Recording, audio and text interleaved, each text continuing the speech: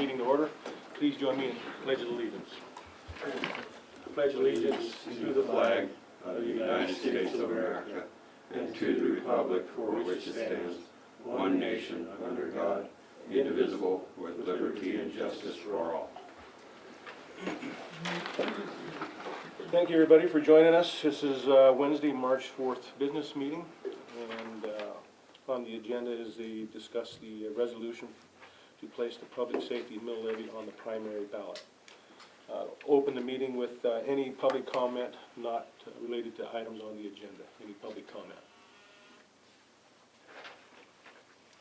All right, being no public comment, we'll continue on with the meeting. Any comments during this meeting will be taken at the podium, and please state your name for the record.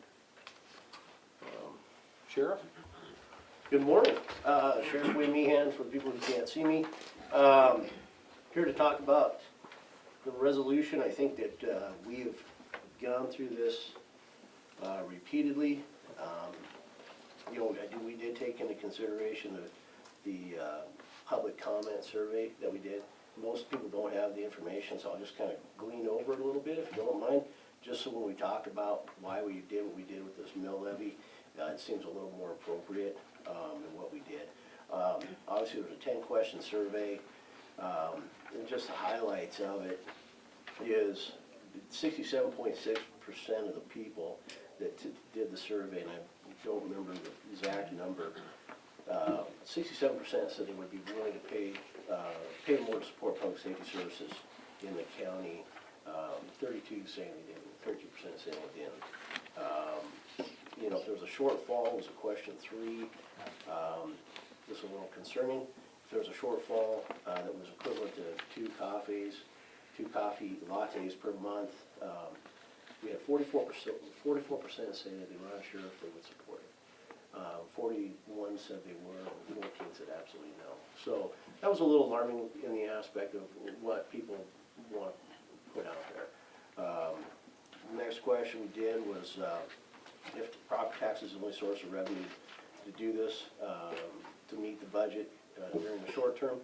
58% said they would, 24 said depends on what's needed, and 16% said no. So kind of a little fluctuation in those two numbers in themselves. This one, considering what we heard of the north and south end of the county, would you be willing to pay more to hire more deputies for the sheriff's office? And only 47.5% said yes. Even though that was one of the biggest things that we heard during the 3 public comment input meetings was they wanted to see more deputies on the roadways. 30% said depends on what's needed, and 22% have said absolutely no. So obviously you're starting to go, okay, where are we going with this? The people felt that they're got an average of skill of 1 being safe and 10 being unsafe. They felt that the average came out to 4.89. So they feel reasonably safe within the community, which was good. And then the next question was, is there a need for a detention center? And overwhelmingly, 73% of the people that took the survey said absolutely there's a need for the detention center. 20% were unsure, and 6.5% said no.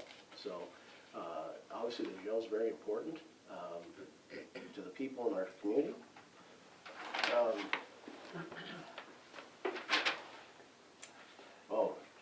The big question: how do you feel about paying another county to hold Broadwater County inmates? 86.1% of people said we're not willing to pay somebody else to house our inmates. So that was a good sign. So again, the jail is obviously very important. And then we had the biggest demographic of people taking this survey. Number 1 demographic was the 30 to 39. Number 2 was 50 to 59, and number 3 was 40 to 49. So our middle-aged work group folks are the ones that took the survey, and that was a good sign as well, that they're being involved in that decision. And for the most part, the people in the community that took, 60% of the people that took the survey lived within the city of Townsend. 11.5 out of Winston, 11.5 out of Wheatland. Looks like East Side Lake was 8.2%, and Austin came up with 5.7%. So that's kind of the results of what that survey turned out to be. I think there's some good information in there. A little shocked on like I said, how the questions that were asked of us during those meetings, how they didn't really portray that in that desire or need within the survey when they took it. So when we sat down, Under Sheriff Harrison, I think you had part of this, and Corey and whoever else is sitting in the room, but Brandon came up with a pretty good plan, understanding the fact that one of our biggest issues is we don't fund the jail as it is. And so he broke it down into numbers that when we look at, if we have no inmates in the jail that are the contract inmates or even our own, how much does that jail actually cost? So with staff, power, water, internet services, things of that nature, what's that core cost? And I forgot to bring that sheet with me, but it's like $448,000. So when we look at what we had before, when we start talking about the money we're trying to make up the difference with, is before we were generating money to pay that core cost, that $448,000, then pay for our own inmates, and then try to make whatever revenue we could on top of that. So that $868 that we portrayed out there in the last fiscal year, really that's, we're talking about $420,000. So Brandon went through and he figured it out fairly well, and so we realized that there's a monetary responsibility currently on the Sheriff's Office, $868,000 in jail revenue. And with no inmates and everything else, he felt that if we brought it down in the request to make up that difference, that we're a little more pliable. So obviously the jail's important. The survey showed the jail's important. So the resolution that you have before you is set at 39.93. Where is it? Yeah, 39.93 mils. That goes in and creates that foundation, and sustains that funding for that jail operation. It also sustains the funding operation of the dispatch center, as well as the current level of patrol, with adding a little bit of wiggle room to the aspect. Like one of increasing the jail nurse's wage. She's getting ready to retire, and everybody we talked to laughed at us when they said that we wanted to come work for us. And they said, you better start paying more. So that fixes that. It also allows us the opportunity to restart the reserve deputy program that we got rid of back in 2014. And then it gives us some other wiggle room, I think, as well. Brandon, is that right? Yeah. And I might have Brandon come in. He's one that's crunched the numbers, but really for the most part, when you look at, it gets us some deputies back on the road in a non-full capacity, which it is what it is. We're still working on the grant to do the COPS grant that we talked about, but it does obviously meet the needs of the people by completing that funding process for that detention center and that detention staff and dispatch center as well. So I'm not going to go through. I'm sure somebody will probably read this, unless you want me to read the entire thing. No, Helen will read it for us. Who will? Helen will read it for Okay, us. perfect. But it comes out to 107.81 for home valued at $200,000, and I did give you guys a little worksheet that Sheriff Harris worked up to determine that assessed tax value based upon a mill request. So now, if there's any questions, did I miss anything, Brandon? No, I think you covered it. Okay. Are you sure? I think I'll maybe just save the rest for questions and comments if you guys have them. Any questions of me? I can have Brandon come up. I think I would like Brandon to speak just briefly on the COPS grant, if you could, please.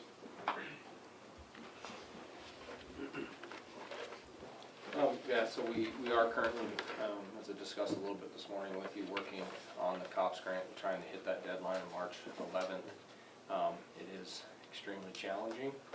So the sheriff and I, after hopefully getting this passed today, we're gonna sit down at our desks and try to hammer that out and dedicate all of our time to that to try to get that in, and I think it's really important.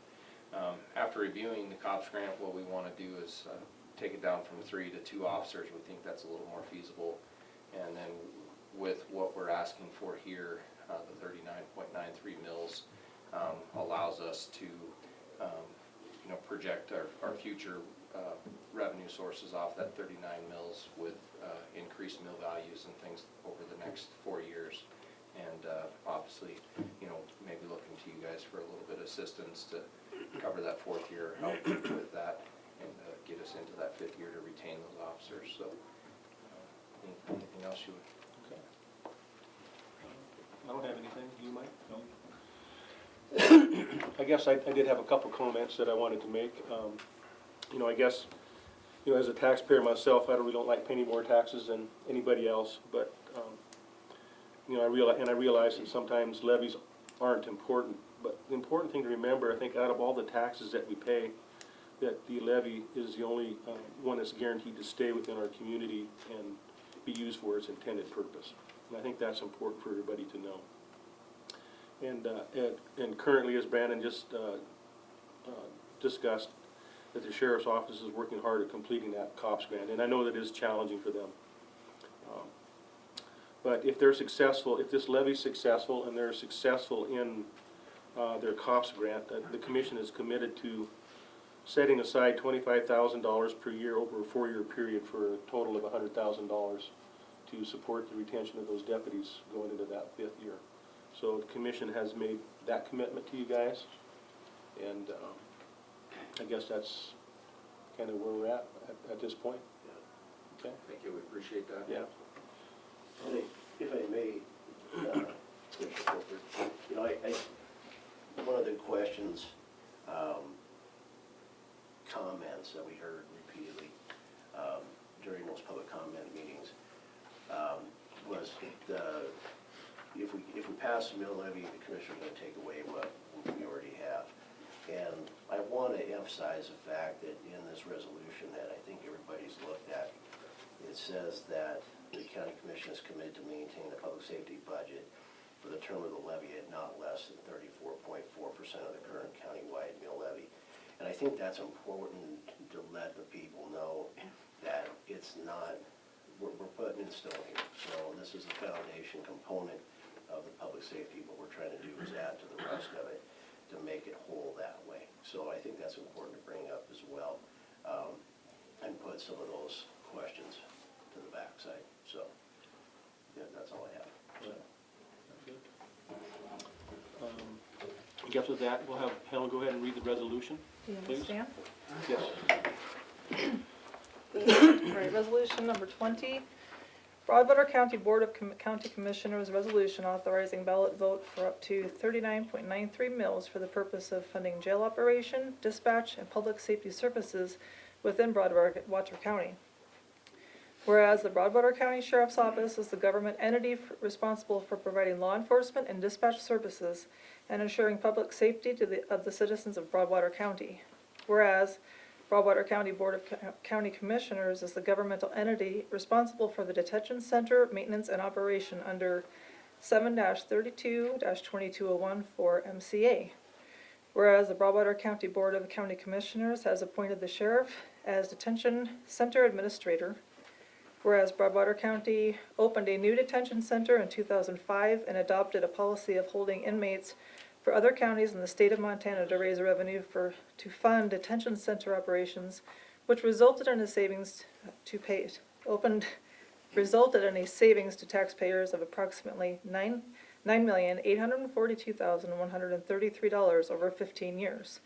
Whereas the revenue for providing detention operation, dispatch, and law enforcement services has been funded with a combination property tax and prisoner board revenue generated by housing prisoners from other Montana counties and the state of Montana.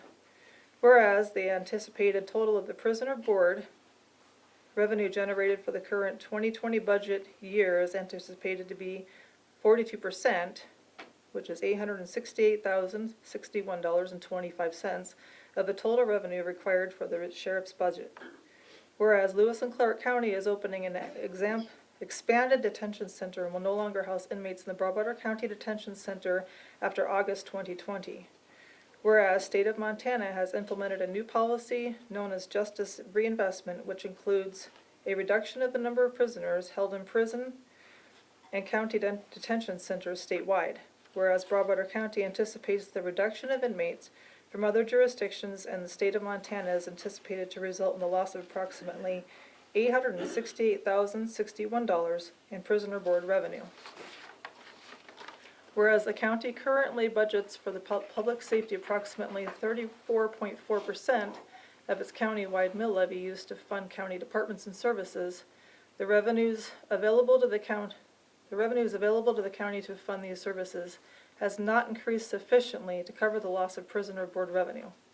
Whereas the county commission has committed to maintain the public safety budget for the term of the levy at not less than 34.4% of the current county-wide mill levy, with any additional funds approved by voters added to that amount. Whereas in the next fiscal year, it will be necessary to appropriate up to an additional 39.93 mills, approximately $703,926 to the Sheriff's Office to maintain the current level of law enforcement, detention, and dispatch services, and whereas there does not appear to be any remedy for this shortfall and no solution for the loss of prisoner board revenue, the mill levy increases will have a five-year durational limit to allow time to work on finding a permanent solution. Now, therefore, be it resolved, the Broadwater County Commissioners hereby place the following issues on the ballot of the June 2nd, 2020 election. Shall the Broadwater County Commissioners be authorized to raise up to 39 93/100 mills, approximately $703,926 for the purpose of providing additional funding for the continued operation of county law enforcement, detention center, and dispatch services? The impact of the proposed levy will be an additional 53.93 tax on a home valued at $100,000 and an additional $107.81 tax on a home valued at $200,000. There will be a 5-year limit on the proposed mill levy. For public safety and mill levy, against public safety mill levy. Be it further resolved that the Broadwater County Election Administrator, pursuant to the provisions of sections 7-4-2611 and 13-1-108 MCA and other applicable laws, shall give appropriate notice of the above in the manner described by law for noticing of election. Passed and adopted this 4th day of March, 2020 by the Broadwater County Commissioners. Thank you, Helen. You're welcome. I guess one thing too that I want maybe to talk about just a little bit, Wynn, is your plan to create a public safety committee. Yes. And how that will work as far as for the budget and the mills that will be levied. So, one of the things we brought up, and I think it's important, I think we all recognize the benefit of having citizens involved in the process of the services that we provide. And during our public safety input meetings we had, I told everybody out there that that's my intentions of finding 5 folks from around the community. And when I say around the community, I mean one from the Wheatland area, one from the Tossin, Raidersburg, one from Townsend, Winston, and one from the backside of the lake or Highway 12 area that would be involved in how we move forward. And so part of that community budget advisory group would be sit down and let's go through the numbers. Here's where we're at. What should we do? This is what this is going to cost. This is what this is going to cost. How do we proceed forward with that? If people think that the services aren't, if we need to increase or decrease in a certain area, I want that input from them. So when we go to make our budget in that April timeframe, that we're having all the information on what the citizens need or desire in their services prior to submitting that budget. If it comes to the point where mill values come up and everything else, we're getting that growth that we're we're experiencing right now actually comes to fruition, I'd like to be able to have those folks say, you know, I don't think we need the 39.93 mills this year. I think we only need 32 to do the mission that we have set forth. And so that's part of that group as well, is to say, you know, well, we understand that we had this, and this, but we had all this, and so I think we can reduce that. So when it, on that ballot language, it's up to that point, it's not to exceed it. And it can obviously go down depending on what's happening in our community. None of us have a crystal ball that says what tomorrow's gonna bring, and I wish I did. It'd make life a lot easier, but I think having that ability to fluctuate that and move that up and down as it needs be, you know, we could see an increase of 500 homes next year, who knows, you know, and we're gonna have a bunch of people that services are needed. We might need the whole 39.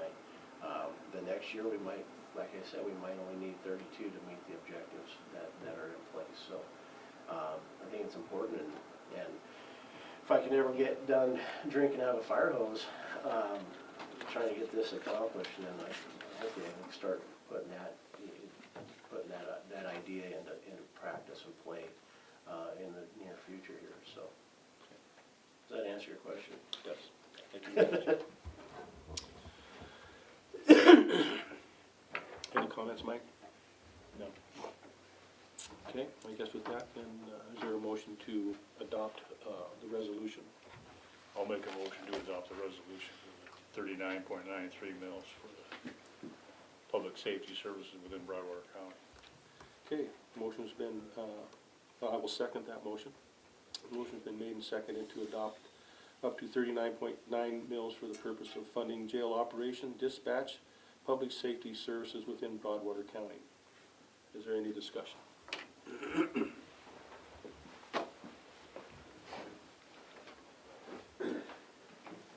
Morning, of correspondence on the county attorney. I just want to urge your support for this and kind of express a little bit about why I believe it's so necessary. The county right now is kind of at the in the middle of multiple trends that are all working to put pressure on this public safety issue. First is population growth and demand for services. Now, in our county, we're seeing a lot of development on the residential end. We're seeing a lot of growth, particularly in the north end and the south end, and then now some new development on the east side of the lake. But what we're not seeing is a lot of commercial or industrial development. And the reason that matters is because in property taxes, residential property taxes are not providing on their own the revenue to keep up with the demands that come from the increased number of people and the increased amount of traffic that's on our highways. And so what's happening is, well, the services that are being demanded, the payment for them is 2 and 3 years behind what's being asked. The other problem we have is we are seeing in general, we're seeing a significant increase in crime associated with the drug epidemic. I mean, the methamphetamine, and now we're seeing some kind of mixing of opioids with methamphetamine is a big part of our criminal caseload. I mean, I filed a lot of drug cases last year. It's going up. And we've seen times when it's been up, and then we've seen a little bit temporary lag. Well, we're in a period of time when the methamphetamine demand and the way that it's driving crime is pretty high.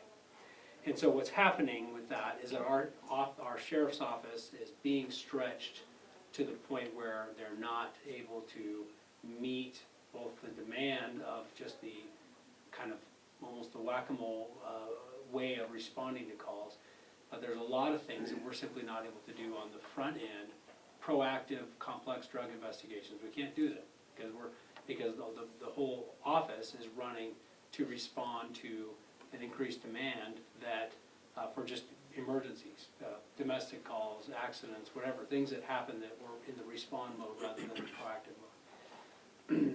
The reality is that with our population and our demand, we need more manpower in the sheriff's office, okay, in general. Aside from all the jail stuff, which I'll talk about in a minute, in general, we need more. That's one trend that's pushed us into this. The other trend that we're seeing is the fact that for years now, for many years, the jail population and the jail revenue has been used as this major pillar of the public safety budget. And I'm in my 6th year here. Every year that I've been here, the former sheriff, the current sheriff has said in the budgeting process, this is unsustainable. At some point, we are not going to be able to use this, rely on this revenue in order to balance the budget.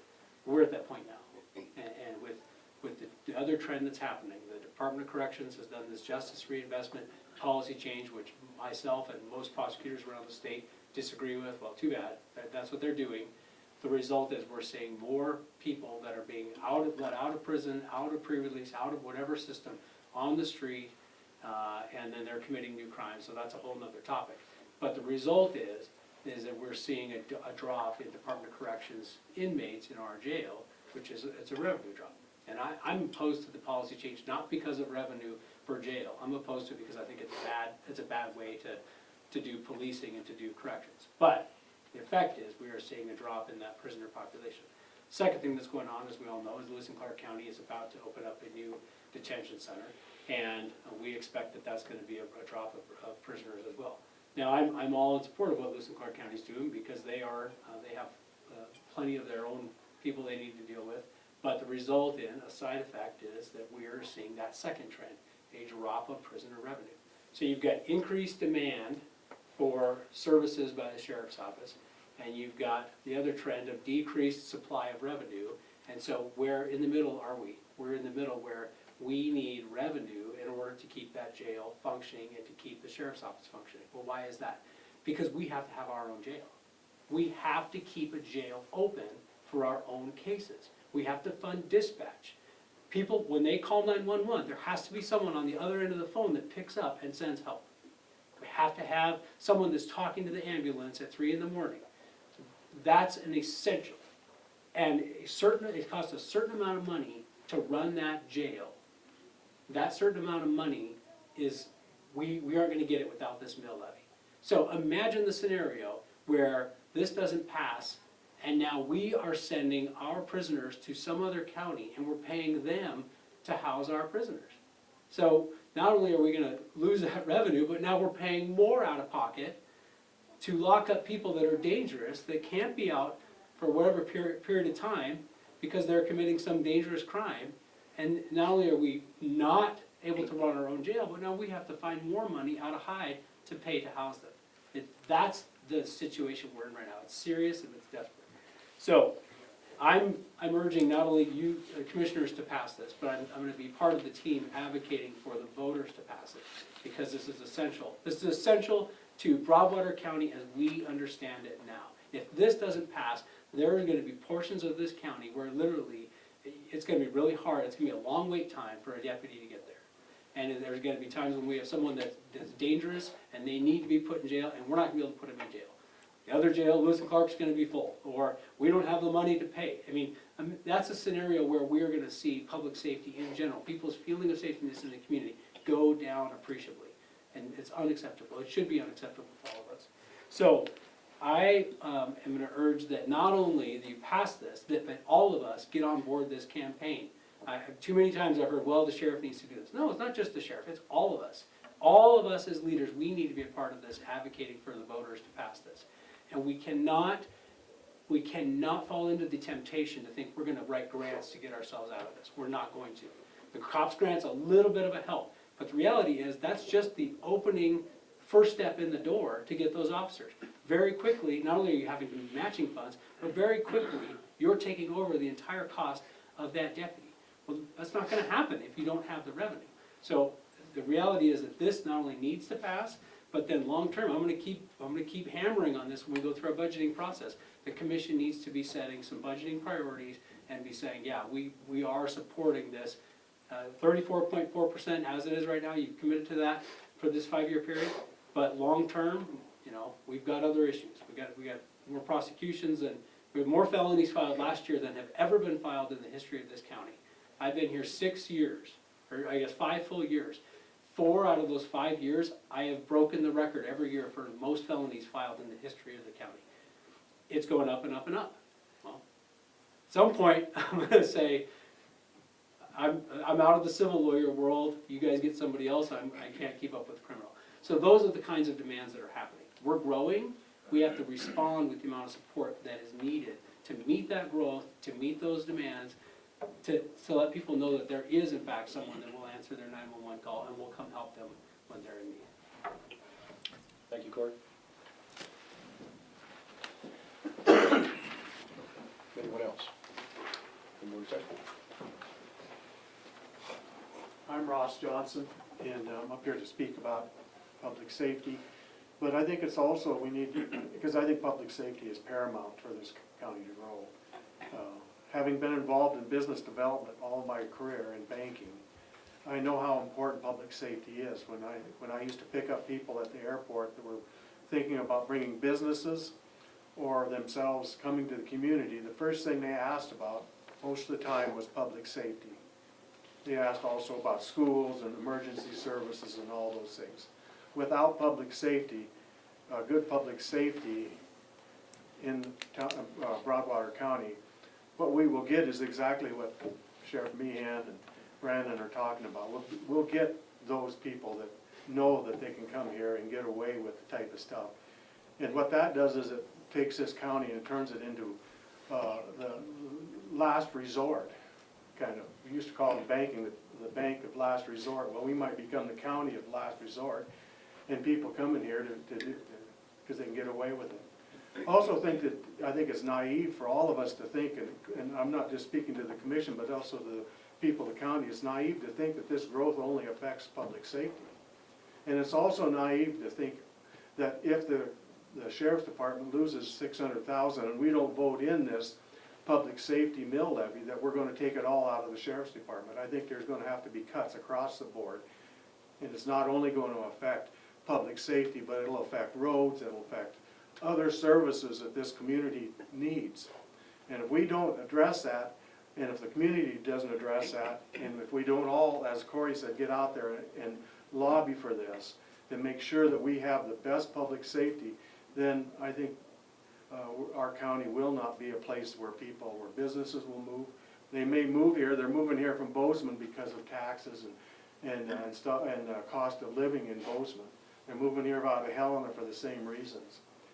So I think it's important to understand. I don't like taxes, as Darrell said. I don't like taxes any better than the next person. I hate them. I'd rather not pay them.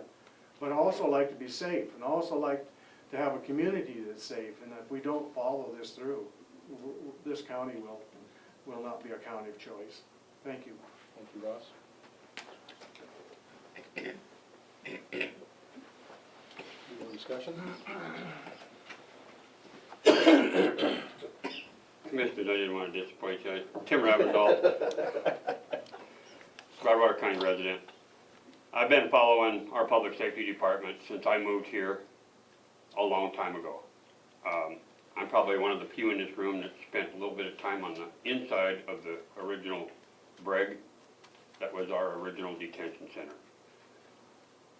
Our department here, providing public safety from the days of when Rick Barthuli was sheriff on up through other sheriffs, has evolved into a service demand, if you will, but at the same time, a respectful service that was provided to the citizens of this Broadwater County residents.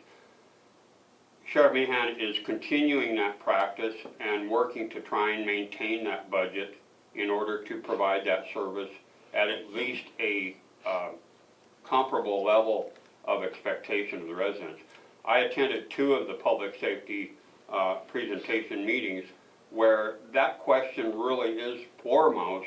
The most important one is how do we continue forward providing that safety aspect, and with the growth and everything that's already been mentioned.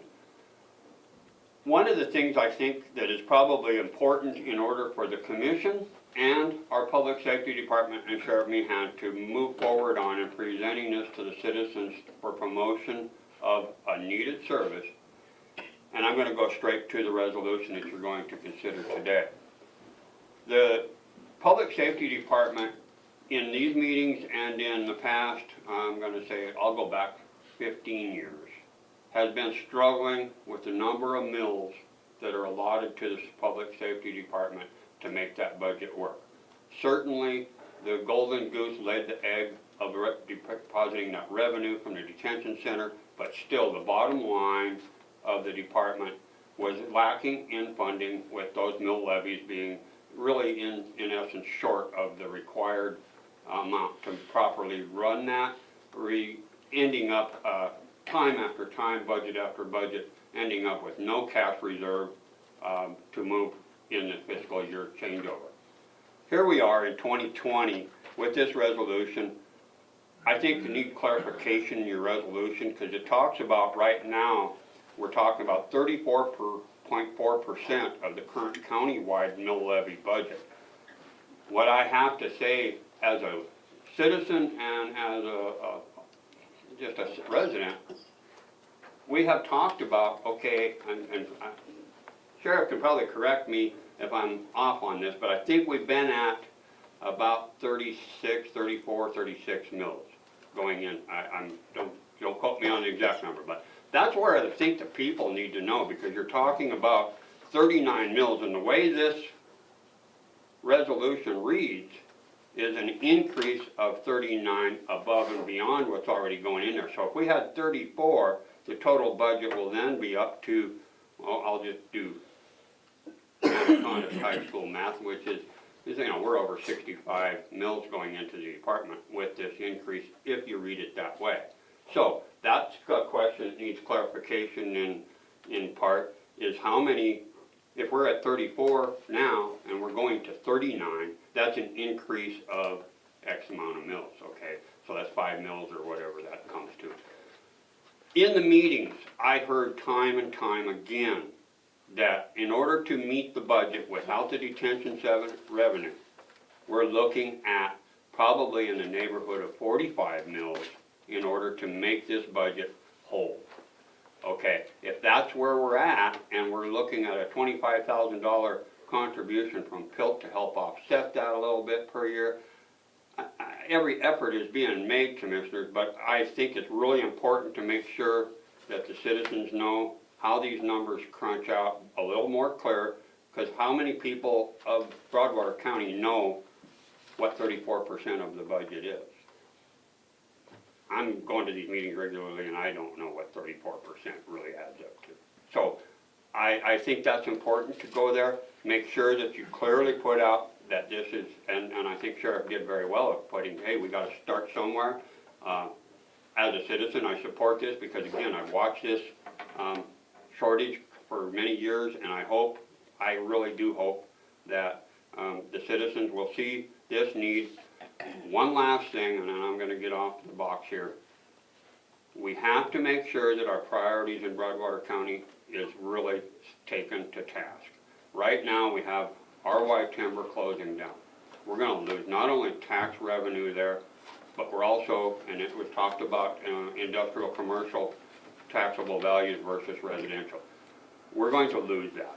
It's going to go away unless something really happens, and I'm not holding my breath. I've been fighting that battle for 30 years. Here we are, 2020. We have a school that's talking about a new addition. $18 million is one rumor I heard. Have not seen any particulars on that. The taxable value of a home is used regularly when assessing these mills for the citizens. I want anyone to go out and talk to a rancher that's paying $18,000 a year in these taxes and ask them how much this is going to impact them.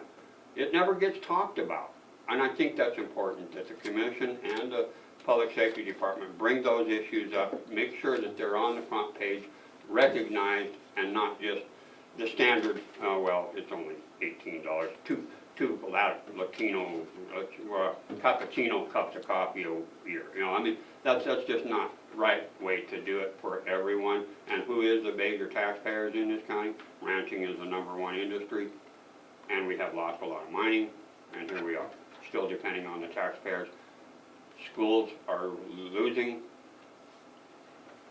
Again, I don't want to go down into that, but it is a factor that needs to be considered here.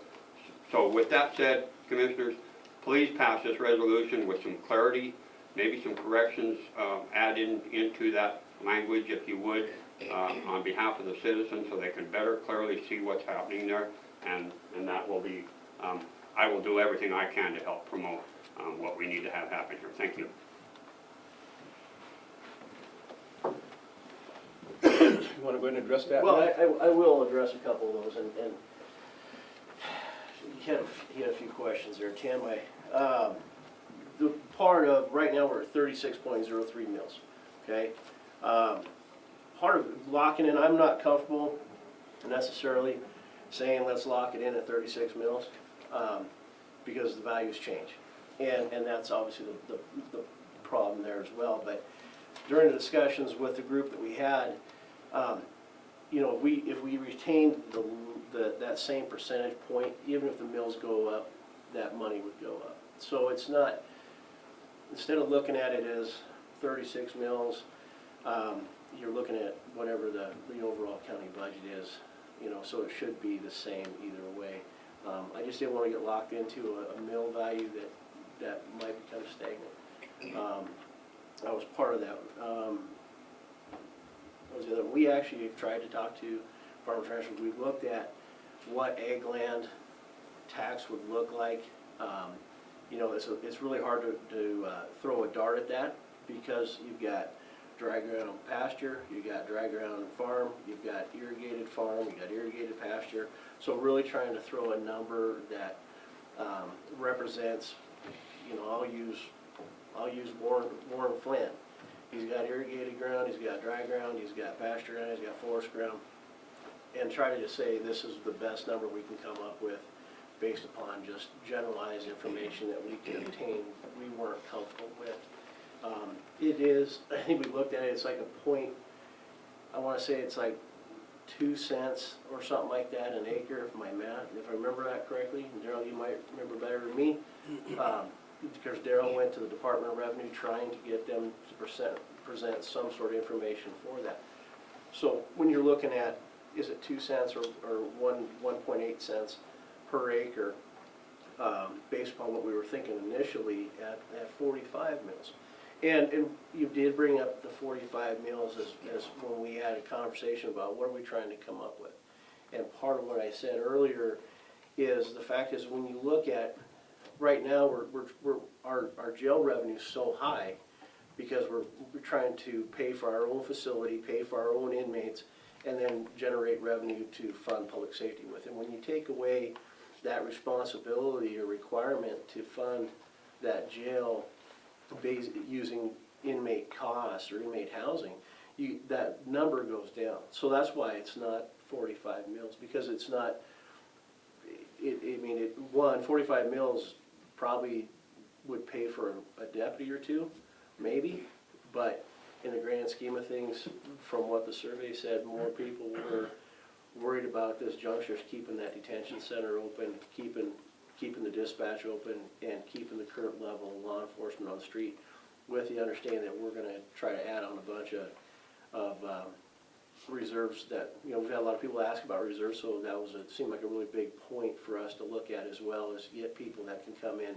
and do things like the rodeo, do the fall fest, do the car show, without taking the full-time guys out of the position of what they're doing, and eliminating some of that overtime on the back end of that as well. So this is kind of where we got to the number. I don't know if that answered all your questions or if it was any bit of benefit, but that's kind of what we've tried to do. There's a lot of information out there, and really the standard for mill levies is based upon the $100,000 and $200,000 home, which, let's be honest, there's not a lot of $100,000 homes in Broadwater County. But I will say this, at $107 a year, my phone bill a month for one phone is $113. So it's less than your cell phone bill for a year.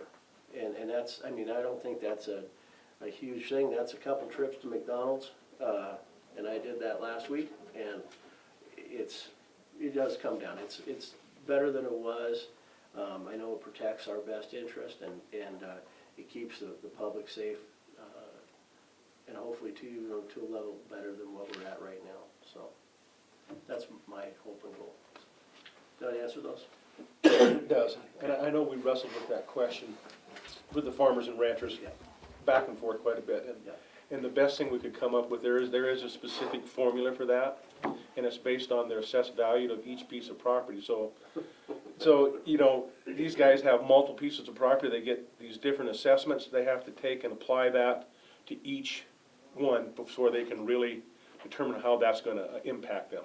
So for us to just, like Wynn said, throw out a blanket, a dollar amount, it's just, we just can't do it. So I guess, I mean, for my property alone, I had four different land assessments, so. right, Anybody that's got substantial ground is gonna be a problem, so. And excuse me, I'll just go ahead from here. Thank you, because I think it's important that some of those details be discussed so that the people can hear Yeah. what has been taking place behind the scenes. Again, today is the first day that we've actually had this open discussion on the resolution. So I hope that we can continue moving forward with that transparency. Absolutely, and Tim, and that's the whole point of what we've done, with the public input meetings, is to get what people want, and then after that last meeting, we sat down the next night, and we spent probably a good 3-4 hours talking about what needs to be dealt with and how, and then while I was gone at the sheriff's convention, under Sheriff Harris, he spent a lot of time putting these numbers together and going through and trying to figure out what meets the needs, what increases things, and how do we do the best service with the amount of money that we have. And the next point after this is, if this is adopted today, then we go out and we have meetings about this is what we're gonna do, and this is how we're gonna do it, and this is why we're doing it the way it is, so. Okay? Thank you. any other comments? Excuse me. Dave Klaus, I'm a resident of Townsend, and I've been watching what's going on in the sheriff's office and the county budget and the budget for the sheriff since 2004. Participated in some of those meetings. I observed one year where the sheriff, over his objection, was that their budget established a prisoner board revenue for his budget of over $800,000. I watched the revenue that year go up to $1 million. In other words, the sheriff was spending time calling other jails, sending transport officers to other counties and bringing prisoners here to make his budget balance. I've seen the cash reserves in the county all but disappear because of not budgeting, not having enough revenue to cover the expenses. The $9,842,000 over 15 years, you know, that's over $650,000 a year. I think it's really important to stay focused on that, and that the problem that needs to be solved, and thank you, Corey, your comments, everything you said was spot on. We need to focus on that problem first. I think the discussions of the COPS grant and everything else is kind of taking us down another trail. The problem here is the revenue to fund the sheriff's department and its basic responsibilities. The citizens need to remember that having a public safety department is like having an insurance policy. We buy fire insurance, we buy automobile insurance, not because we intend on using it that year, but because when we do need it, we need to have a response from insurance in terms of money to fix whatever needs to be fixed. In this case, our taxes for public safety are our insurance policy, so that when we do make that call, not only does somebody answer the phone, but somebody's able to respond. And I just want to bring that to your attention, and I hope that the citizens will remember that too when they start considering this levy. Thank you. Thank you.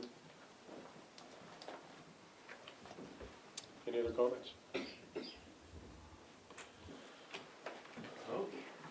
Hearing none, I guess we'll proceed to our vote.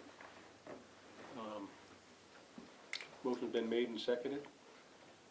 All those signify, in favor signify by saying aye. Aye. Any opposed? This motion passes.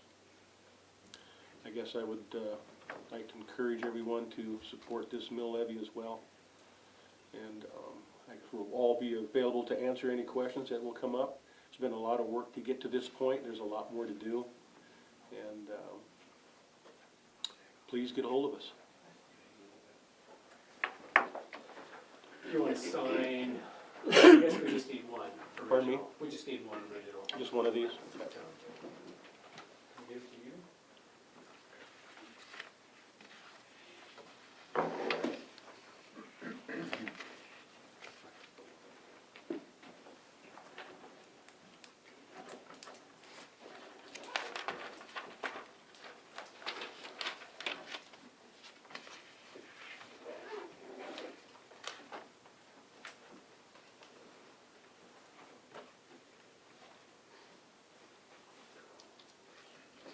Doug needs to sign it.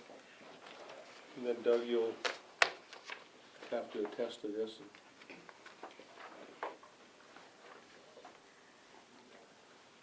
All right, one final comment, Mr. One Ravendahl? final question for clarification. Thank you, Mr. Volkford. The resolution now passed. We'll place this on the ballot for the citizens.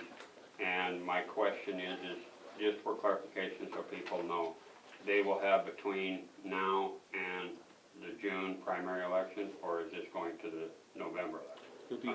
It'll be the June.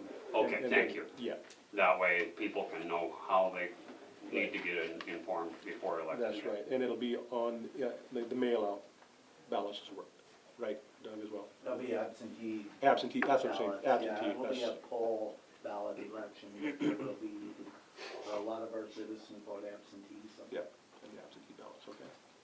So the polls will be open, but, okay. Yeah. Thank you very much. You're welcome. All right, with that, we're adjourned.